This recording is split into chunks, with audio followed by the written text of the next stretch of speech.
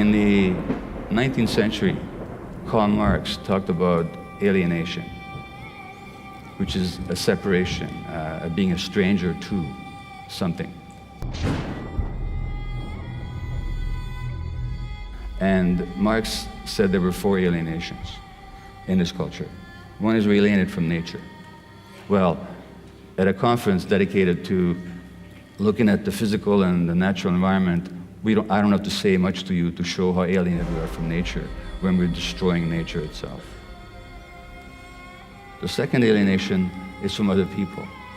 And that means we have less contact, we have less intimacy, we have less trust.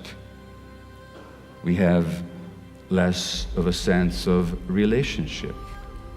And that, of course, as I've shown you, leads to increased propensity to illness, physical and mental. We're alienated from our work. A lot of people no longer do work that has any meaning to them.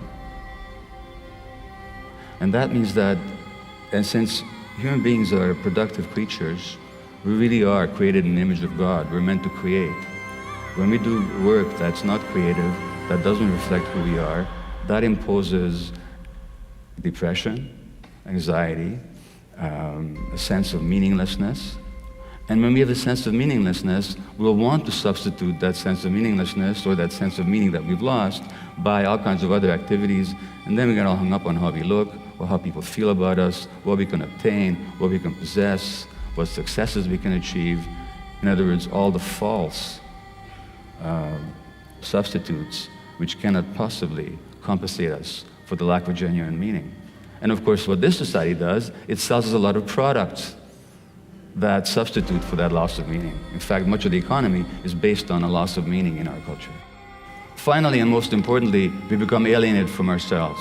Well, let me ask you a question here. How many of you had the following experience?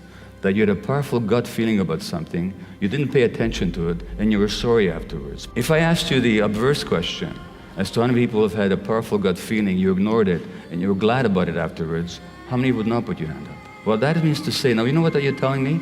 You're telling me that at some point in your childhood, you got separated from yourself. Because no infant is born without gut feelings. Infants are totally connected to their gut feelings.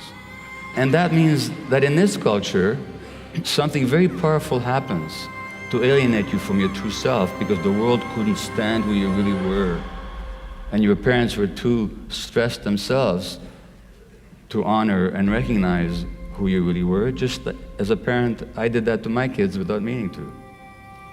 And then we become alienated from ourselves, we shut down our gut feelings, and our gut feelings are not luxuries, you know. They tell us what is right and what is wrong. They tell us what is dangerous and what is friendly. They tell us what is safe and what is dangerous. And they tell us what is true and what is false.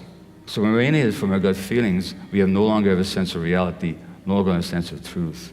Well, the good news is that human beings can regain their sense of connection to themselves, just as we can regain our sense of connection to our nature. And empathy, which is a genuine human quality, is in us.